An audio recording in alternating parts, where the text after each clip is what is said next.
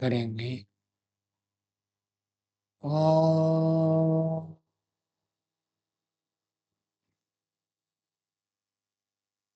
सहना भवतु सहनौ भुनक्तु सह वीर्यं करवावहै तेजस्विना वधीतमस्तु मा मे द्वेषावहै। ॐ शान्ति शान्ति शान्ति।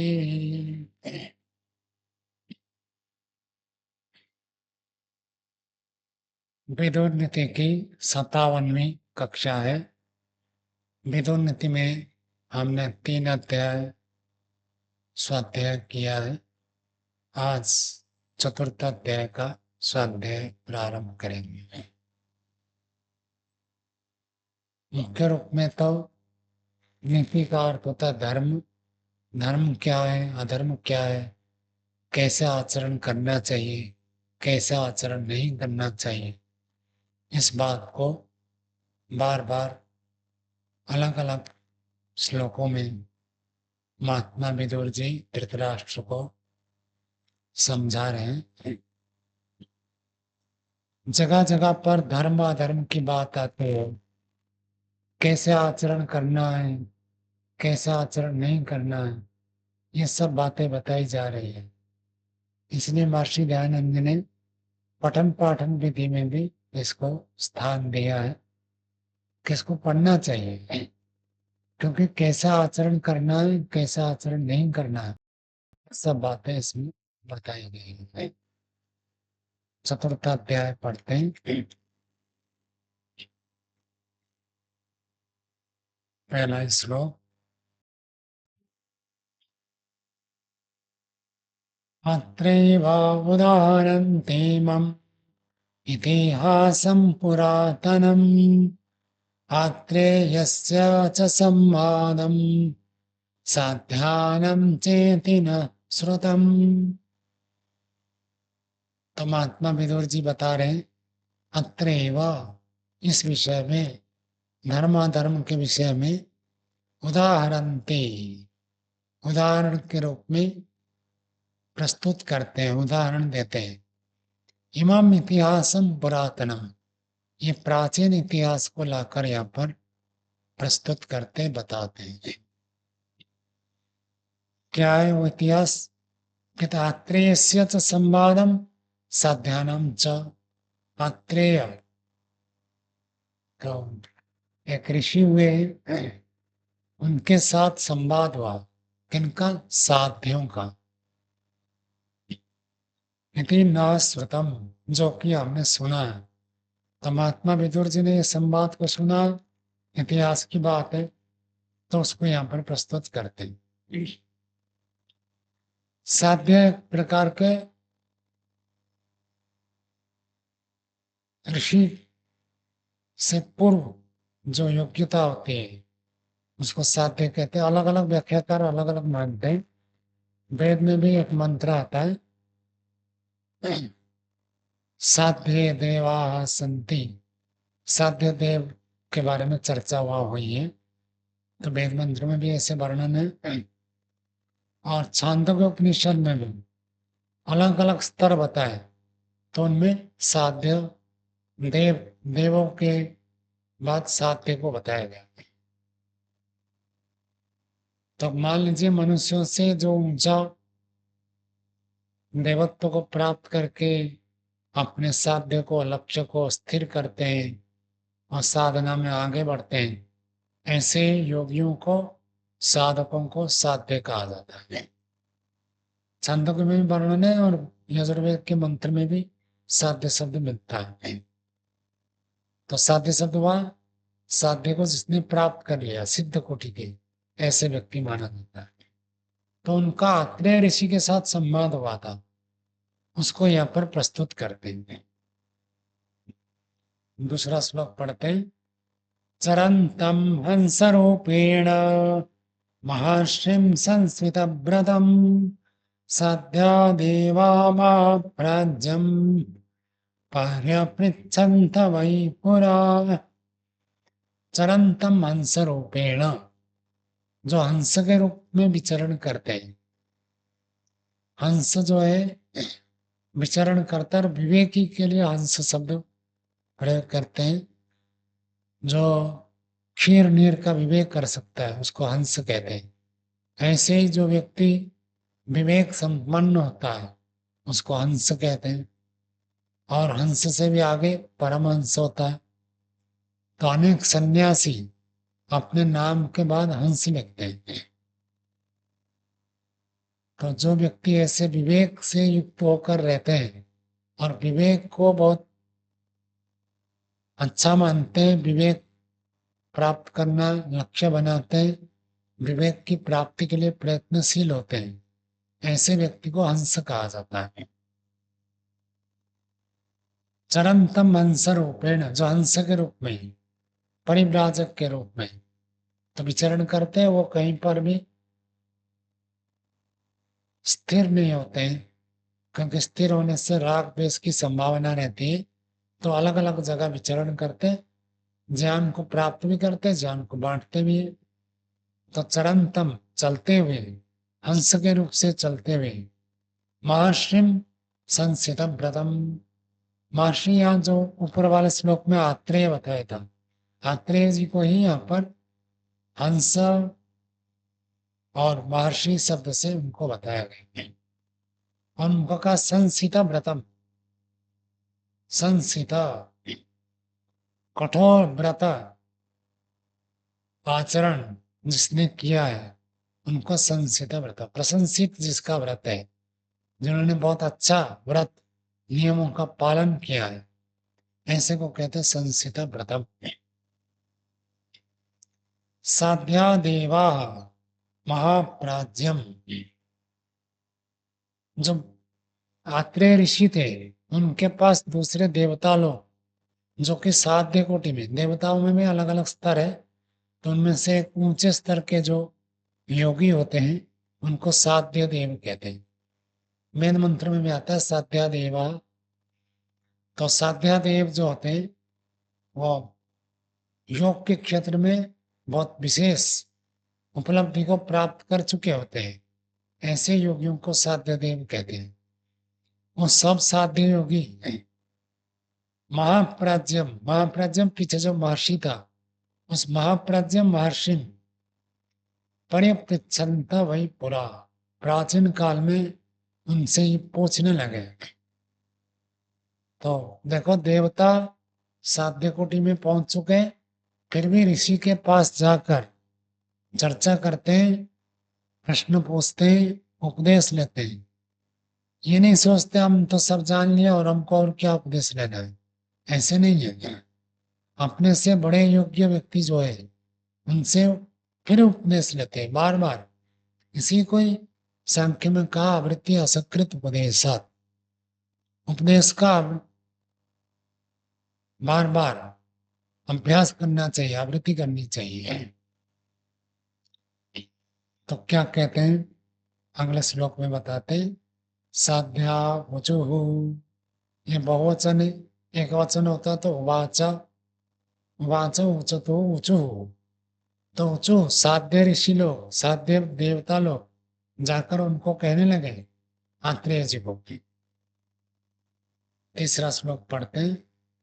साध्या देवा वयमेते महर्षि दृष्ट्वा भवन्तं न शक्नुमनुमातुम् श्रुतेन धीरो बुद्धिमास्त्वं मतो नः काभ्यां वाचं वक्तुम् अर्हस्योदाराम्।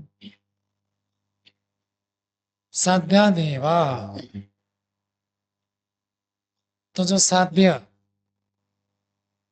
उच्च कोटि के सिद्ध पुरुष योगी देवता तुल्य थे, वो सब जाकर महर्षि आत्रेय जी को कहते हैं वयम एते देवा, हे महर्षि आपको संबोधन करके कहते हैं, दृष्ट्वा भवंतम न शक्नुम अनुमातुम, दृष्ट्वा भवंतम आपको देख करके हमें ऐसे लगता है कि हम आपके ज्ञान को, आपकी साधना को, आपकी उपलब्धि को, आप कहाँ तक पहुंचे हुए हैं उसको हम अनुमान में नहीं कर सकते। किसी किसी विद्वान से मिलते हैं तो उसके अपने विषय में वो कहाँ तक है। हमारे गुरु जी आचार्य प्रद्युम्न जी महाराज कहा करते थे, कोई व्यक्ति एक वाक्य बोले संस्कृत में, उससे में पता चल जाएगा वो कितना संस्कृत जानता। और अंग्रेजी के भी जो प्रोफेसर होते हैं, कोई व्यक्ति एक वाक्य अंग्रेजी में बोले, उतने सुनकर वो अनुमान कर लेंगे कि इसको कितना ज्ञान है। तो अनेक प्रकार के विषय होते हैं, क्षेत्र होते हैं, तो व्यक्ति उसमें जब पारंगत होता है वो कितना जानता है वो जान लेता है। ये जो परीक्षाएं होती है सब इंजीनियरिंग के लिए, मेडिकल के लिए, एक विद्यार्थी बता रहा था आईआईटी के लिए जो परीक्षा होती है, जो व्यक्ति 12th में बहुत अच्छे अंक लाते हैं और पूरा सारा पढ़ा हुआ, सारा समझा हुआ, सारा जानता है, ऐसे अनुभव करता है, वो आईआईटी के परीक्षा देने पर भी ऐसे लगता है उसको, मतलब उसमें बहुत कम ही वो पारंगत हो पाता है, बाकी तो बहुत सारे तो उससे पार रह जाते हैं। ऐसे प्रश्न होते हैं उसमें, उस प्रश्न का उत्तर ही नहीं दे पाते, इतने ऊंचे स्तर का गंभीर प्रश्न होते हैं। एक 12वीं का विद्यार्थी जो बहुत अच्छे अंक लाया है, तो भी वो उस प्रश्न तो कोई बाहर से तो होगा नहीं, लेकिन उन्हीं विषयों में ही ऐसे प्रश्न पूछते हैं तो वहां तक व्यक्ति की पहुंच नहीं पाती। तो ये देवता लोग कहते हैं आपकी योग्यता कितनी है, आपका ज्ञान कितना है, आपकी साधना कितनी है, ये हम अनुमान भी नहीं कर सकते। श्रुतेन धीरो बुद्धिमान तम मतो न, श्रुतेन, श्रुतेन अर्थात जो सुना हुआ ज्ञान, उसको श्रुत शब्द से कह देते हैं। सुने हुए ज्ञान से धीरा बुद्धिमान, आप तो महान धीर पुरुष है। धीर का अर्थ होते प्राज्ञ, विवेकी, धीर का अर्थ होता बुद्धिमान। तो आगे लिखा धीरा बुद्धिमान तम मता न, मता का अर्थ मन धातु से, मन जाने धन से मता बनता है। तो जाना हुआ, अनुभव किया हुआ, न हमारे लिए आप तो सबसे बड़े बुद्धिमान है, आप सबसे बड़े ज्ञानी पुरुष है। काव्याम वाचम वक्तुम अर्हसि उदारम, कैसे वाणी है, कहते उदारम वाचम वक्तुम अर्हसि, आप कह सकते हैं। तो मध्यम पुरुष में संबोधन करके कहते हैं आप हम लोगों के लिए अपनी उदारता से वाणी बताए। यहाँ भी यज्ञशाला में बहुत सारे अतिथि आते हैं ना, उनको पूछते हैं कि भाई आपको किसी विषय में जिज्ञासा है, कुछ जानना चाहते हैं, कोई प्रश्न है, शंका पूछी, तो कहते हैं नहीं, जो हमारे लिए कल्याणकारी है वही आप बता दीजिए। हम पूछे तो अपने ओर से कुछ पूछेंगे, और जब वक्ता बोलेगा वो हमारे स्तर को, योग्यता को जब जानता है, तो वो हम जो पूछेंगे उससे भी अच्छा विषय वो बता सकता है। हम पूछे तो कोई सामान्य विषय भी हो सकता है, लेकिन हमारे लिए जो अधिक उपयोगी है, जो अधिक लाभकारी है, अधिक कल्याणकारक है, ऐसे वाणी खुद कहेगा। तो ये देवता लोग साध्य कोटि में थे, ये सब महर्षि आत्रेय के पास थे और कहे आपके ज्ञान विज्ञान तो हम कल्पना भी नहीं कर सकते किस स्तर पर आप हैं, इतना ऊंचा ज्ञान विज्ञान आपके पास है। आप ही हमको अनुग्रह करके बताइए, उदारता से वाणी को बताइए। न्याय दर्शन में भी ऐसे कहा, ऋषि जो होते हैं साक्षात कृत धर्मा भूत दया और यथा भूतार्थ शिक्षा पैसा, जैसे पदार्थ का साक्षात्कार किया बिल्कुल ज्यों का त्यों दूसरों को बताने की इच्छा से युक्त होते हैं, तो उनके अंदर इतनी उदार भावना आती है, करुणा की भावना आती है। कहते हैं ये सामान्य लौकिक व्यक्ति स्वयं जानता नहीं है और कोई उपाय नहीं है जानने के लिए, स्वयं का प्रत्यक्ष नहीं है, केवल उपदेश के माध्यम से ही जान सकता है, कोई उपाय नहीं। तो करुणा बस वो लोग सब हमको उपदेश करते, ऐसे ही उनको कहा। हंस उवाच, अब हंस जो आत्रेय ऋषि है उन्होंने फिर उपदेश प्रारंभ किया। चौथा श्लोक पढ़ते हैं। एतत् कार्यमपरं संस्कृतं मे धृते समसत्य धर्मानुवृत्ते ग्रन्थिं विनीय हृदयस्य सर्वं प्रिया प्रिये चात्मसमं नयिता। एतत् कार्यम अपरम, ये जो कार्य है, एतत् कार्यम अमरा, मैंने अपरा पढ़ दिया, अमरा, एतत् कार्यम अमरा संस्कृतम, ये जो कार्य है अमर है। अमर का अर्थ ये देवताओं को संबोधन करके कह रहे हे अमरा, मृत्यु से रहित देवताओं को मृत्यु का भय नहीं होता। तो नचिकेता जी भी कठोपनिषद में बताते हैं स्वर्ग जहां पर मृत्यु का भय नहीं होता, तो देवता लोग तो स्वर्ग में रहते हैं, उनको कोई मृत्यु का भय नहीं होता। अमराह लिखा है ना आपकी पुस्तक में, अमराह आकार, तो एतत् कार्यम अमराह संस्कृतम में, तो आत्रेय ऋषि कहते हैं ये मेरे द्वारा सुना हुआ है।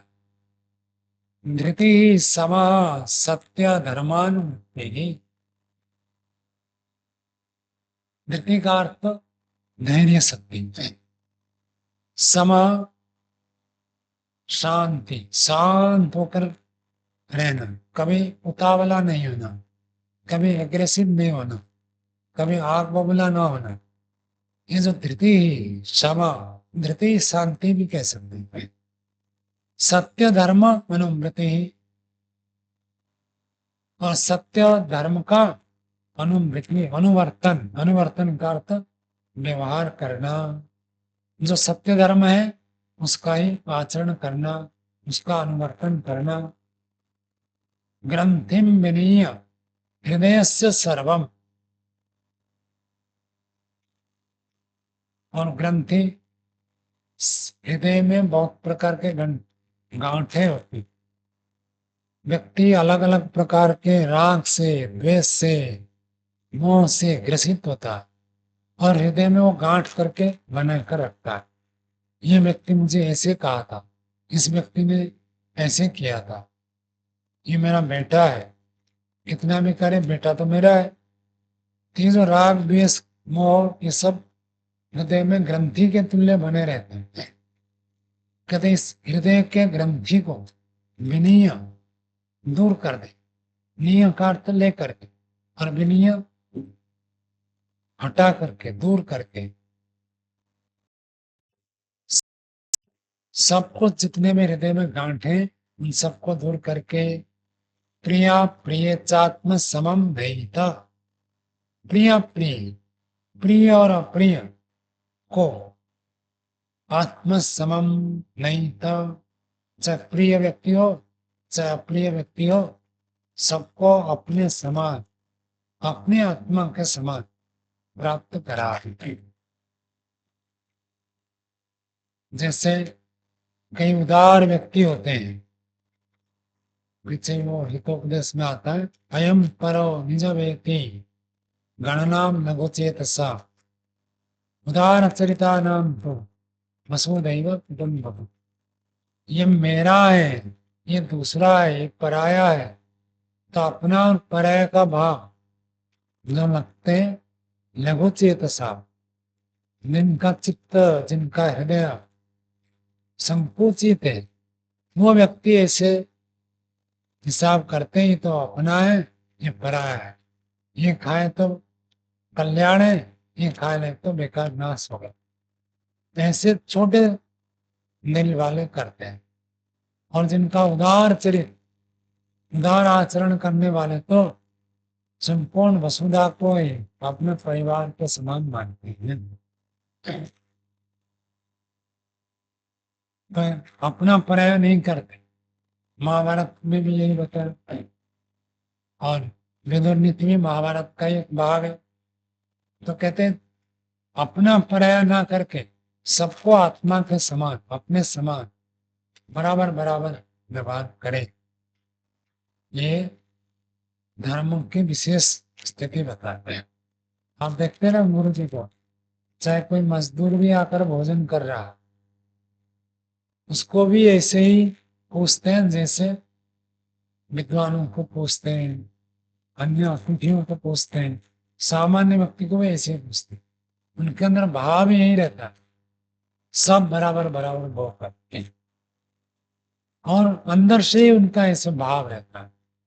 पहले अभी तो चलो व्यवस्था हो गई, इतनी बड़ी व्यवस्था हो गई, पहले तो 2-4 आदमी ही रहते थे।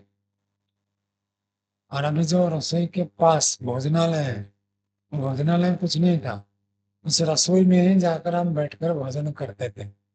गुरु जी थे और एक स्वामी जी थे। वो स्वामी जी तो कभी भोजन वहां करते नहीं थे, वो अपने कमरे में करते थे। बाकी स्वामी नित्यानंद जी अपने डोलों में भर के ले जाते थे, वही करते थे। बाकी स्वामी जी वहां बैठते थे, गुरु जी वहां बैठते थे, और कोई एक आध व्यक्ति हो तो बैठते थे, हम कभी आए तो हम आ गए, और कोई एक आध होता तो वहीं पर बैठकर ही भोजन करते। रसोई जो है उतने में तो जो भी होता है सबको बांट कर खाते हैं। कोई अपरिचित व्यक्ति भी आ जाए, उसको भी वही चीजें खिलाएंगे जो स्वयं खाएंगे। तो ये जो भावना है, इसी को कह रहे प्रिया प्रिय च आत्म समम वेल्थ। चाहे प्रिय व्यक्ति हो अप्रिय व्यक्ति हो, अपने आत्मा के समान ही उसको नहीं तो प्राप्त करावे। आगे 5वां श्लोक।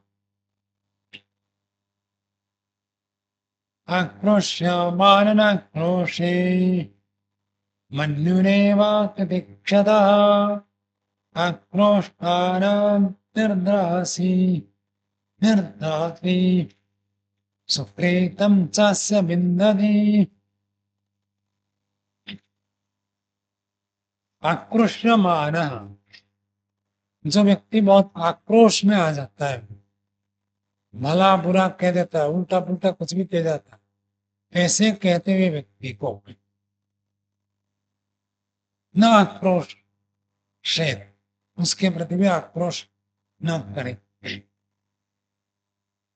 यही बात महर्षि मनु ने सन्यासियों के लिए लिखा, क्रोध्यंतम प्रति अक्रोध्य। जो सन्यासी के ऊपर कोई क्रोध करे तो अभी सन्यासी उसके ऊपर क्रोध ना करे।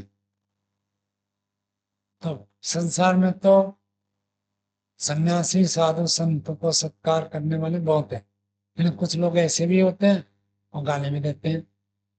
गुरु जी एक बार सुना रहे थे, ट्रेन में ये ऐसे कुछ घटना थी।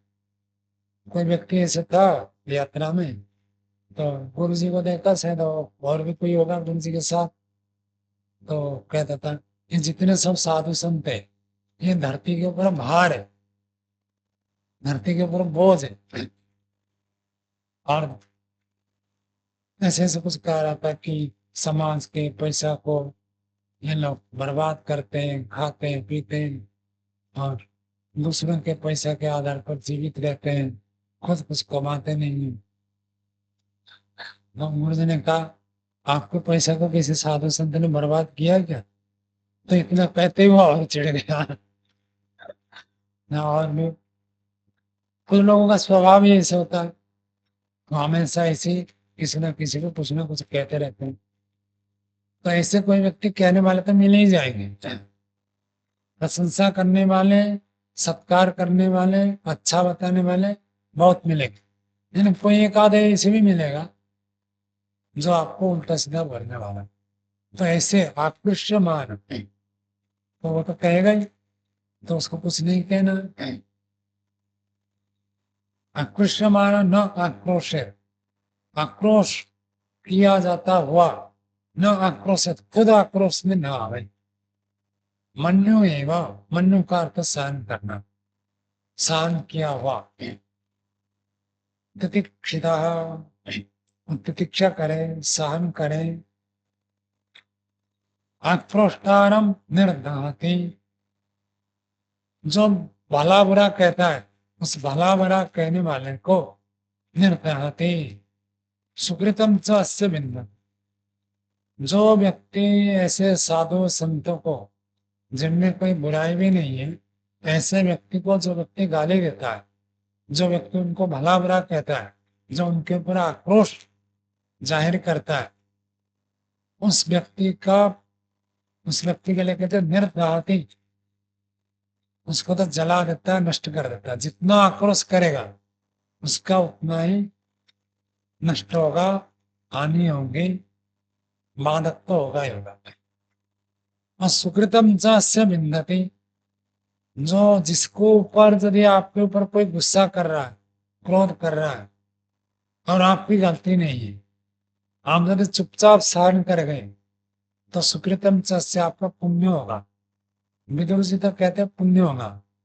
इन अन्य लोग का ऐसे वर्णन है, यदि कोई व्यक्ति आपको गाली देता है, आक्रोश से भला बुरा कहता है, तो आपके जो पाप हैं वो कम होंगे, कटेंगे, क्योंकि उसने आपको दुख दिया और पाप का फल दुख होता है। तो बिना पाप किए आपने दुख भोगा तो उतना दुख तो आपको माइनस हो जाएगा। अब पूरा पूरा कर्म फल व्यवस्था तो ईश्वर ही जानता है, हम पूरा पूरा नहीं कह सकते, लेकिन सामान्य नियम है, ईश्वर न्यायकारी है। हमने पाप किया ही नहीं तो हमको दुख भोगना पड़ रहा है, तो उस दुख का क्षतिपूर्ति करेगा, या तो उस दुख को बदले में हमको सुख देगा। जैसे यहाँ पर लिखा है, जो व्यक्ति उसको सहन करेगा उसको सुकृत प्राप्त होगा, पुण्य मिलेगा। उत्तम कर्म करने से जैसे पुण्य होता है ऐसे उसको पुण्य प्राप्त होता है। अथवा दूसरे लोग ऐसे कहते हैं कि उसके दुख भोग लिया तो उतने दुख भोगने के लिए जितना पाप था क्षतिपूर्ति तो कैसे भी होगा, या तो सुख देकर पुण्य देकर ईश्वर क्षतिपूर्ति करेगा, या तो पाप को माइनस करके करेगा। दुख भोगा तो पाप से संबंध, पाप हटेगा। और नहीं तो दुख, मानो किसी ने रुपये छीन लिया, हमको कष्ट हुआ, तो इतने रुपये दे देगा ईश्वर, किस रूप में देगा वो उसकी व्यवस्था है। आगे छठा श्लोक पढ़ते हैं। न क्रोशेस्य नवमानि परस्य मित्रद्विहीनोत निचोपसेवी न चाभिमानी न च हीनवृत्तो दुःख्यां वाचं रुषति मर्दनीत। न क्रोशी, आक्रोश करने वाला न होवे, अवमानी परस्य, दूसरे के अपमान करने वाला न, मित्रद्रोही, जिसके साथ दोस्ती करते हैं, जिसको मित्र बनाते हैं उसका कभी द्रोह ना करो। न होता नीचोपसेवी, और नीच व्यक्ति के साथ संग नहीं करना। ये आगे भी बताएगा, नीच व्यक्ति के साथ संग करने से व्यक्ति में बुराई आ जाती है। नचाभिमानी, और अभिमान कभी ना करे। नच हीन वृत्ता, हीन आचरण कभी ना करे। निम्न स्तर के जैसे मलिन, म्लेच्छ अथवा ब्राह्मण, क्षत्रिय, वैश्य, शूद्र के अतिरिक्त निषाद वर्ग हो, उनका जैसा आचरण होता है ऐसे आचरण नहीं करना।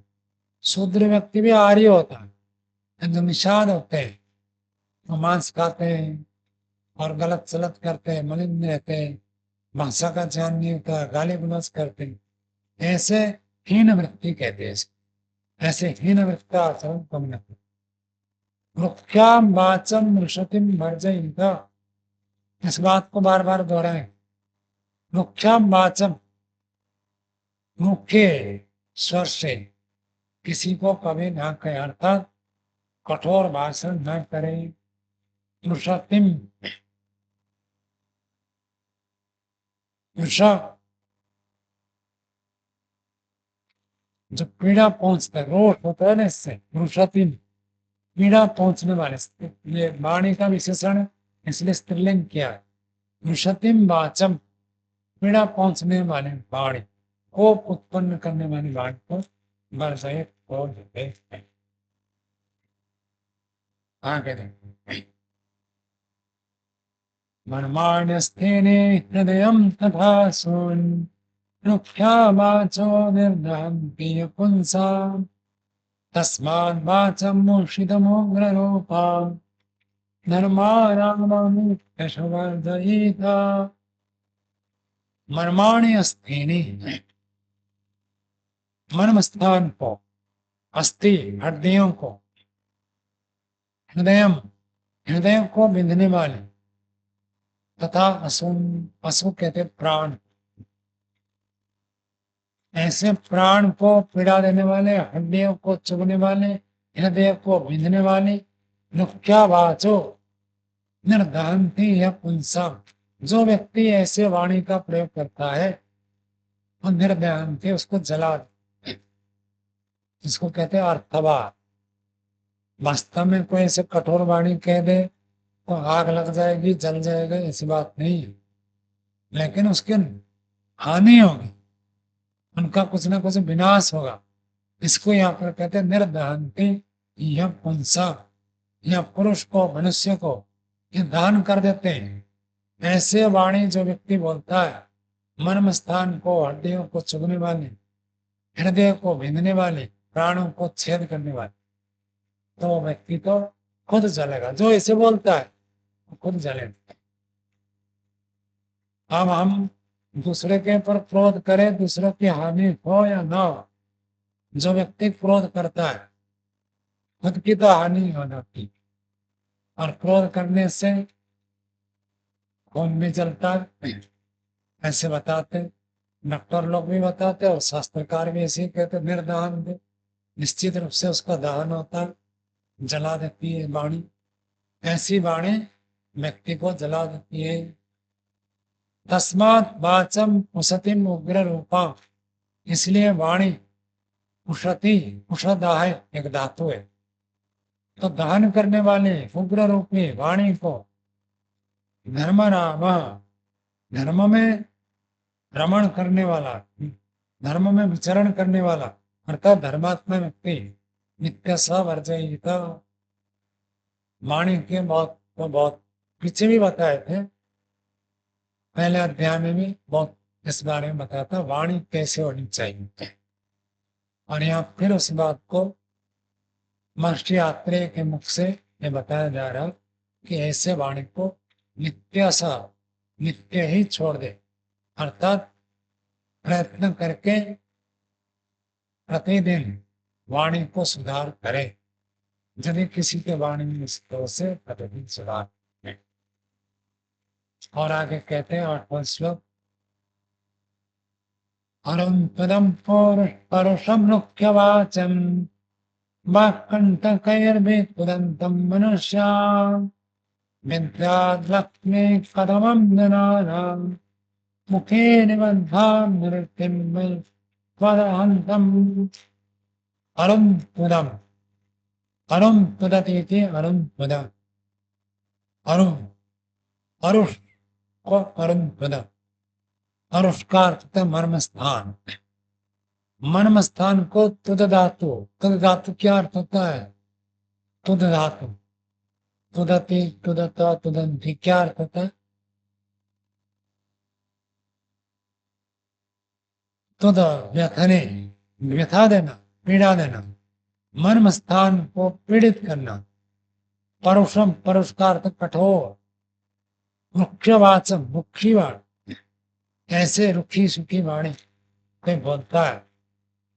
मां कंटक ही में तुरंतम मनुष्य, वाणी रूपी कंटक के द्वारा, जैसे कांटे सूख जाए पैर में तो बड़ा कष्ट होता है, ऐसे वाणी रूपी कांटे के द्वारा में तुरंतम मनुष्य, जो व्यक्ति विशेष करके मनुष्यों को पीड़ा पहुंचाते हैं, कष्ट देते हैं। विज्ञात अलक्ष्मी कदमम, उनको ऐसे जाने। अलक्षी अलक्ष्मी कदमम, अत्यंत बुरे लक्षण वाले। लक्ष्मी का अर्थ धन कहते, और अलक्ष्मी धन का अभाव, अर्थात दरिद्र का। जो व्यक्ति ऐसे वाणी का प्रयोग करता है, ऐसे जान लो कि वो अलक्ष्मी कदम, अर्थात लक्ष्मी से रहित बुरे लक्षण से युक्त दरिद्रता को, मनुष्यों के बीच में दरिद्रता को प्राप्त करता है। मुखे निबंधा निरतिम वै वहंतम, कैसे दरिद्रता, कैसे बुराई को प्राप्त करता है? मानो जैसे मुख में निबंधाम निरतिम, निवृत्ति कहते हैं मृत्यु को, मृत्यु को मुख पर बांधता है, मुख पर बांधी हुई मृत्यु को वहन करने वाला है। अर्थात जो व्यक्ति वाणी से ऐसे कठोर बोलता है, दूसरे को दुख देता है, पीड़ित करता है, ऐसे रुक्ष वाणी का प्रयोग करता है, मानो मुख में कठोर वाणी नहीं बन रहा, वाणी मुख में मृत्यु को बांधकर वो चल रहा है।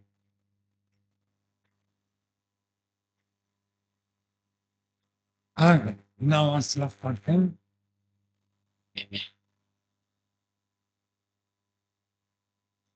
परश्चेदेनामभिद्येत वाणैः, मृषं सुतीक्ष्णैः धनलार्कदीप्तैः, सविद्यमानाप्यतिदह्यमानो विद्यात् कविसुकृतं मे ददाति। परश्चेत्, दूसरा व्यक्ति, चेत यदि, एनम, इस व्यक्ति को, हमें विद्येत, वेदन करे, पीड़ा देवे, कष्ट देवे, बाणैः भृशम, बाणों से बार बार, अथवा बहुत अधिक कष्ट दे, अथवा बार बार कष्ट दे। सुतीक्ष्ण ही अनला अर्क दिखते ही, अत्यंत तीखे, अनल कहते अग्नि को, और अर्क कहते सूर्य को। अग्नि और सूर्य के दीप्ति के समान जलते हुए वाणी से जो व्यक्ति किसी को कष्ट कर देता है, बिंधता है, सविद्यमान अपनी अतिदह्यमाना, जो व्यक्ति ऐसे बिंधा जाता हुआ, पीड़ित होता हुआ, और बहुत अधिक अत्यंत जलता हुआ, विद्या कवि सुकृतम में ददाते, तो मेधावी व्यक्ति ऐसे सोचे कि मानो ये मेरे को पुण्य दे रहा है। यदि हमारी गलती नहीं है, गलती न होने पर भी कोई व्यक्ति कटु बोलता है, कोई व्यक्ति गाली देता है, कोई उल्टा बोलता है, तो मानो वो हमारे में पुण्य उत्पन्न कर रहा है। तो वो जितना दुख दे रहा है, ईश्वर क्षतिपूर्ति करके उतना पुण्य दे देगा। जितना दुख हमको अन्यायपूर्वक भोगना पड़ा, उतना ही सुख ईश्वर देगा, अथवा हमारा पाप कर्म नष्ट होगा। ये दोनों प्रकार की बात है। तो मेधावी व्यक्ति, सामने वाला कोई यदि ऐसे तीखे वचन बोलता है, बहुत पीड़ित करता है, वेदन करता है, अग्नि और सूर्य के समान जलते हुए बाणों को बिनते समान पीड़ित करता है, इसमें दुखी होने की कोई आवश्यकता नहीं है, आराम से सहन प्राप्त। वाणी में कोई बोलता है तो सहन कर सकते, जब तक आकर पिटाई नहीं करता तब तक कोई बात नहीं, बोलने दो उसको। हाँ ठीक है, हम अपनी व्यवस्था में है तब तो अलग बात है। एक व्यवस्था है, एक मर्यादा है, सबके नियम होते हैं।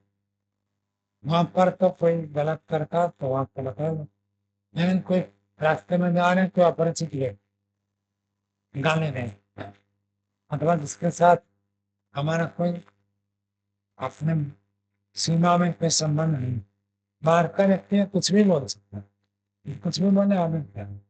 रास्ते में हम जाते हैं, कोई भिखारी भी समझ सकता है, तो उसकी मर्जी है, कुछ भी समझो हमें क्या।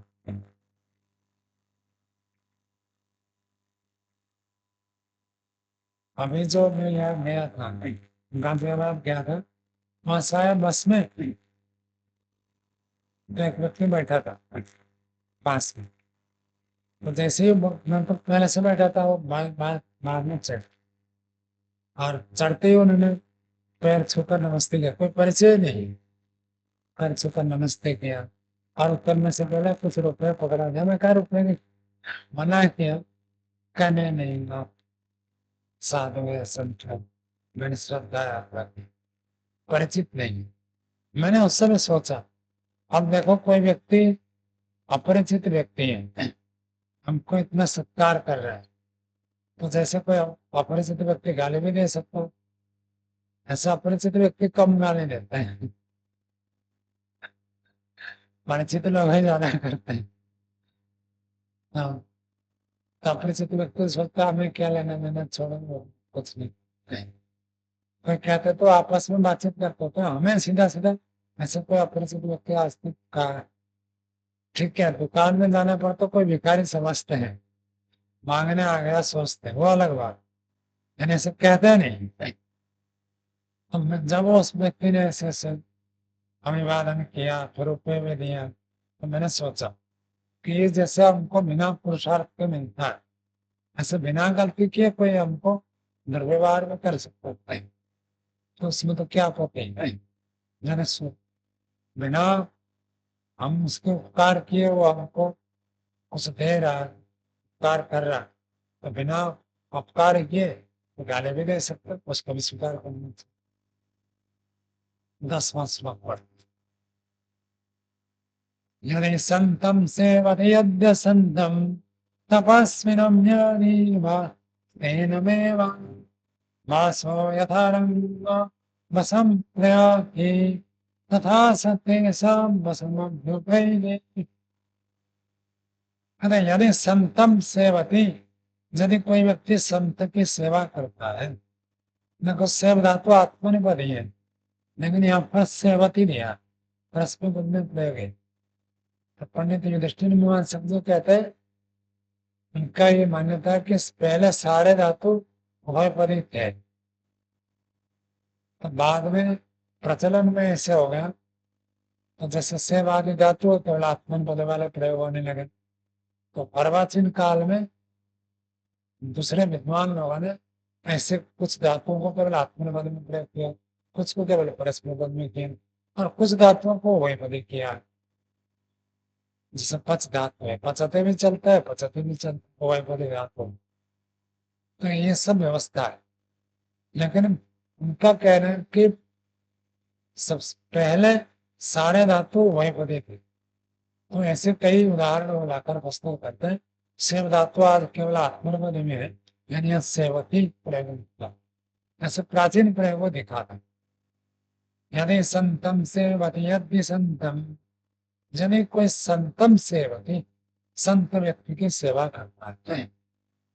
साधु अलग होते हैं, संत अलग होते हैं, विद्वान अलग होते हैं, मुनि अलग होते हैं, ऋषि अलग होते हैं, सन्यासी अलग होते हैं, सब अलग अलग है, अंतर है।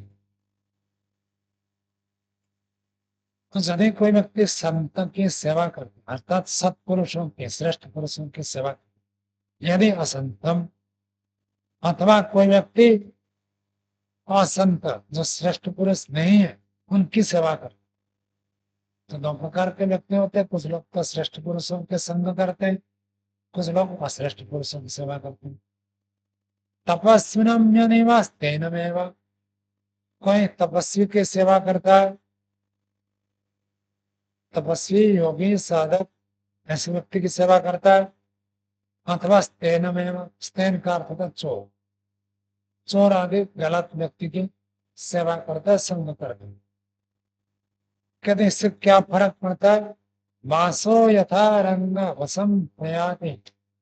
जैसे वस्त्र है, आप लोग सफेद वस्त्र पहनते हैं, यदि उसको आप हल्दी पानी में डुबा देंगे तो आपका वस्त्र कैसे हो जाए? पीले रंग का हो जाए। और यदि उसको गेरू के पानी में डुबाएंगे तो गेरू का रंग हो जाएगा, कसाय वस्त्र हो जाएगा। तो वस्त्र जिसके साथ जुड़ता है वो रंगों को धारण कर लेते हैं। वस्त्र का उदाहरण देकर मनुष्य को बता रहे कि मनुष्य भी ऐसे ही होता है। जैसे व्यक्ति के साथ संग करता है वो भी ऐसे बनता है। मासो यथा रंग वसम प्रयाद। मास का अर्थ वस्त्र। वस्त्र जैसे रंग के अधीन होकर जिस रंग से जुड़ता है उस रंग वाला हो जाता है। तथा सत्यम वसम अभ्युपैति। वैसे वो व्यक्ति उसके साथ जुड़ जाए तो ऐसे। एक बार एक राजा जंगल में गए थे। तो जंगल में जैसे गए, जाते जाते एक ऋषि की कुटिया थी। तो वहां पर एक तोता था। तो तोता ने कहा, आइए आइए, बैठिए, घड़े में शीतल जल है, पीजिए, और यहाँ फल रखे, सेवन कीजिए। तो राजा ने, कौन बोल रहा है? देखा तो तोता बैठकर बोल। तो राजा वहां कुछ देर बैठे, फिर ऋषि आए तो कहा, आपके यहाँ तोता भी ऐसे बोलता है? तो कहा, यहाँ आश्रम में रहता है तो कोई भी अतिथि आता है तो मैं यही वाक्य बोलता हूँ चार पांच, तो इन चार पांच वाक्यों को तोता ने सुन लिया, उसको भी याद हो गए, वो भी ऐसे बोलते हैं। तो फिर राजा वहां से आगे चले। आगे चले तो एक जगह पर देखे तो एक तोता की आवाज आई, पकड़ो पकड़ो, मारो मारो, छीनो छीनो, ऐसा। तो राजा भी चौंक गए। मुझे देखकर ही किसी को डर नहीं लगता और मेरे को पकड़ो मारो छीनो ऐसे बोलते हैं, किसकी हिम्मत है? देखा था तोता हुआ। तो फिर राजा उस तोते को कहे, एक तोता को तो मैंने वहां नहीं कहा, नहीं है समझाने के लिए कि एक तोते को मैंने वहां देखा, उन्होंने तो ऐसे अतिथि का सत्कार किया, आइए बैठिए, शीतल जल पीजिए, मधुर फल खाइए, और आप एक तोता हो, तो आप ऐसे कह रहे हैं? तो उन्होंने कहा, वो जो तोता हो वो मेरा भाई ही है, हम दोनों दो भाई थे। तो एक एक को ऋषि ने पाल लिया, तो ऋषि जैसे करता है वो ऐसे होता है, और मेरे को ये एक डाकू ने पाला है, तो डाकू जैसे बोलता है मैं ऐसे बोलती हूँ। ना उस तोते का गुण है, ना मुझ तोते का दोष है, ना उसका गुण है ना मेरा दोष है। गुण और दोष नहीं है, संग का ही एक प्रभाव है। तो जैसे संग है वैसे रंग है। इसी बात में लिखा, रंग जैसे संग करते हैं वैसे रंग चढ़ता है। आगे 11वां श्लोक देखिए। अतिवादम न प्रवदेन्न मानयेत्, यो नाहतं प्रति अन्नानगादयेत्, हन्तुं च यो नेच्छति पात्मकं मयि, तस्मै निवास्पृहयन्त्या स्पृहयन्त्यागताय। अतिवादम, अतिवाद का अर्थ है निंदा। किसी के बारे में अति बढ़ चढ़ कर कह देना कि ये इतना दुष्ट व्यक्ति है, गलत है, ऐसे ऐसे जो बढ़ा चढ़ा कर गलत बताते हैं, उसको कहते हैं अतिवाद। कहते किसी की निंदा ना करें, न माने, स्वयं निंदा ना करें और दूसरों से निंदा ना करवाए। निंदा करना भी नहीं है, करवाना भी नहीं है। और दूसरी बात बताते, यो अनाहता, जो आहत नहीं, अर्थात जब तक कोई हमको आघात नहीं करता है, कष्ट नहीं दिया है, पीड़ित नहीं किया है, प्रतिहन्यात्म घातये, तब तक आप दूसरे को आघात मत दो, दूसरे को दंड मत दो, दूसरे को हत्या मत, हिंसा मत करो। न घाते, हिंसा करो मत, हिंसा कराओ मत। आपके ऊपर कोई आक्रमण करता है तो आप आत्मरक्षा के लिए तो हिंसा कर सकते हैं, लेकिन जब तक आपके ऊपर कोई आक्रमण नहीं करता, आपको कोई कष्ट नहीं दिया है, बाधा नहीं पहुंचा, मानो वाणी से ही कोई गाली दे रहा, तो आप उसकी पिटाई मत करो। ना पिटाई करना है और ना पिटाई करवानी, पिटाई करनी भी नहीं है, करवानी भी। अंतुम च यो न इच्छति पापकम भई, और जो व्यक्ति पापी व्यक्ति को भी मारने की इच्छा नहीं करता, तस्मै देवा स्पृहन्ति आगताय, पापी को भी जो व्यक्ति दंड नहीं देता है, पापी को भी मारने की इच्छा नहीं करता। सरकार किसी किसी को मृत्यु दंड देती है, सबको मृत्यु दंड नहीं ना, बाकी सबको तो जेल में बंद करके रखते हैं, मारने की इच्छा नहीं। यदि हम तुम यो ना इच्छा दे, जो हत्या करने की इच्छा नहीं करता, पापी व्यक्ति की भी हत्या करने की इच्छा नहीं, देवता लोग उसको स्नेहा करते हैं। अर्थात जो अहिंसा का मन वचन शरीर से पालन करता है, देवता लोग केवल उसी की इच्छा करते, उसी को चाहते, उसी को स्वीकार करते हैं। यदि हम दूसरे के मारने की इच्छा करते हैं तो देवता लोग के लिए आप प्रिय नहीं हो सकते। हिंसक व्यक्ति कभी भी देवताओं को प्रिय नहीं हो सकता। देवानाम प्रिय, देवताओं को प्रिय तो वही होगा जो व्यक्ति अहिंसक हो।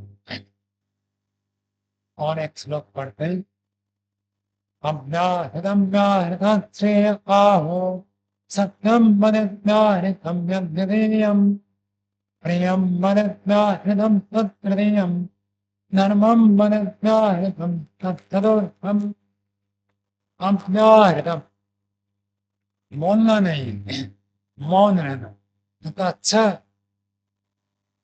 किससे अच्छा है? कहते व्याहृता, कोई व्यक्ति बातचीत करता है, उसकी अपेक्षा कोई मौन रहता है, तो मौन रहने को अच्छा मानता, श्रेष्ठ माना।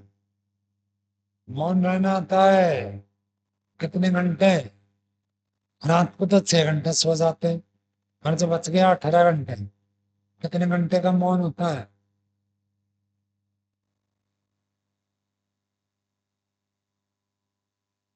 हाँ? 5, सुबह 4 से 7, एक दिन में मौन का पालन करते हैं, सावन में सुबह 4 से 7 तक मौन होता है, और दोपहर को भोजन के बाद 2 बजे तक मौन होता है, और सायंकाल उपासना का 1 घंटा 6 से 7 मौन होता है।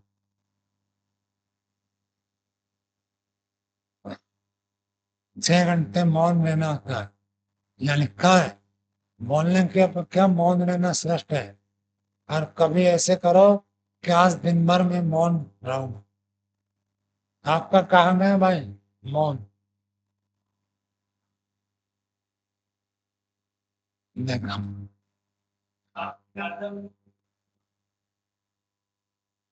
दूसरा वाक्य मैंने रखा था, वो तो भूल गए। मैंने कहा था पाठ में बातचीत करना, और जब काम की बात हो तो काम की बात करना, से समय मौन रहना। सेवा कार्य बता दिया, किसी ने कुछ पूछा आवश्यक काम है तो बात बोल देना, से समय मौन रहना। ये नहीं कहा था?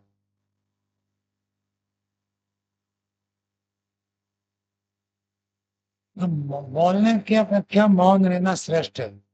और मौन रहने का अपेक्षा सत्यम वदत् व्याहृतम् तद्वितीयम्, मौन के अपेक्षा यदि किसी समय आवश्यक और हम सत्य बोलते हैं तो उससे भी अच्छा है, श्रेष्ठ है।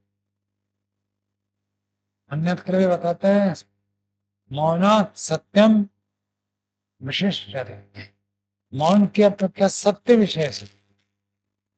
अब किसी ने पूछा आपने चोरी की है, आप मौन रह गए, तो मौन रह गए तो छुपा लिया ना।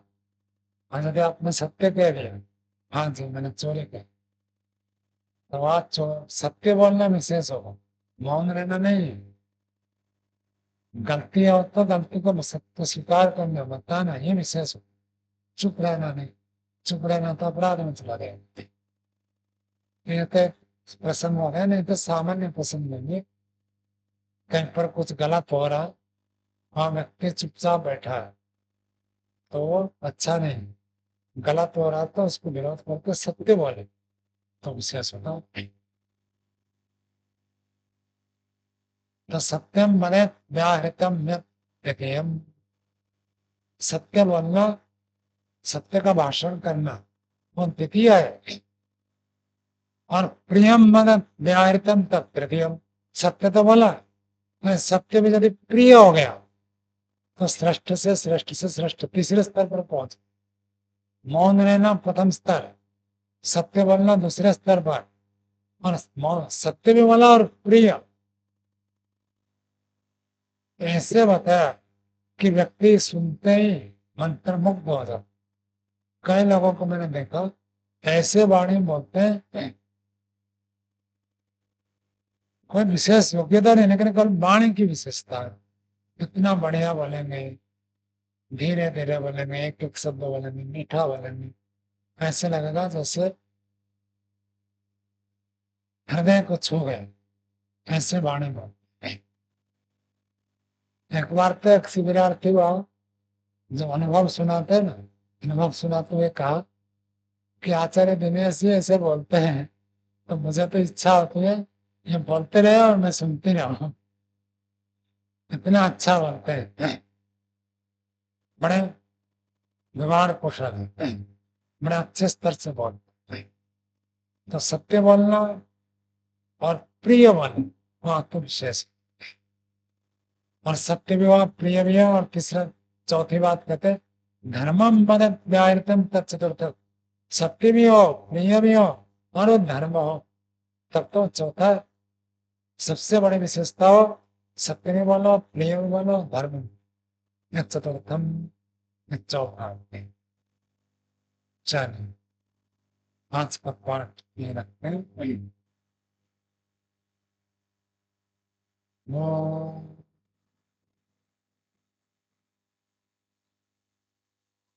शांति, शांति, शांति।